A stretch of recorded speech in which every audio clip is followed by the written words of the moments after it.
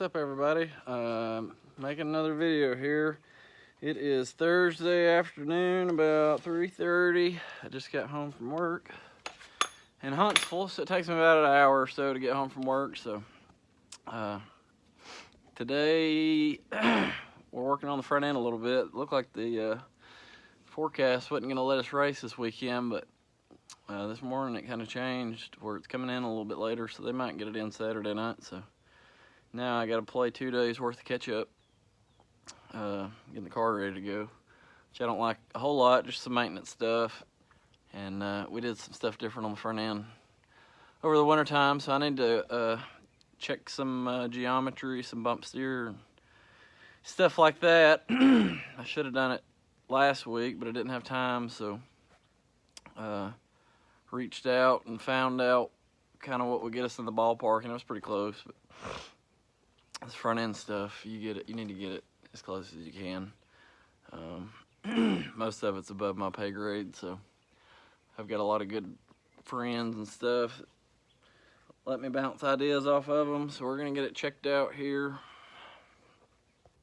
So I also noticed last week, whenever we were putting the front end together, I noticed that I was gonna need a different tie rod tube.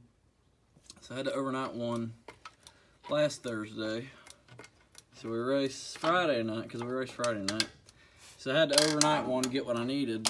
And usually I know about where my shock bushing is to show me where my travel is on the right front. I got it out here today, and looks like we got a little less travel than we did with the old front end setup. So I may have to end up overnighting another tube again. Not good, because shipping's probably going to cost more than the tube will.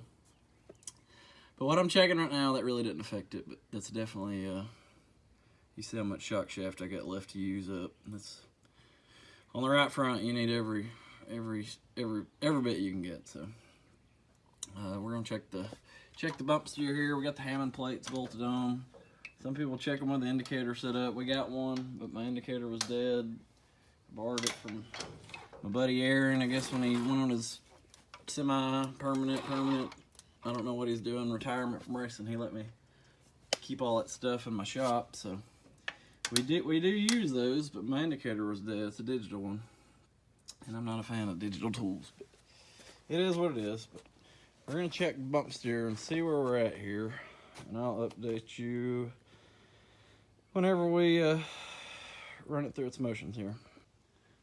Alright, so this is pretty much what we're doing. We got the car sitting at a couple blocks that are pretty close to ride height.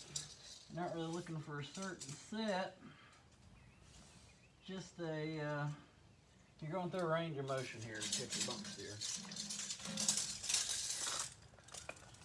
And I think it's pretty close. These spindles and clips are pretty much all the same. So that's where we would check our toe at. Just straight up static toe, no movement. Easy to check. 2 people with some flat sticks can check that. And then we've already done it, but that's pretty much what we do. We'll lower the car a couple inches and raise it a couple inches, and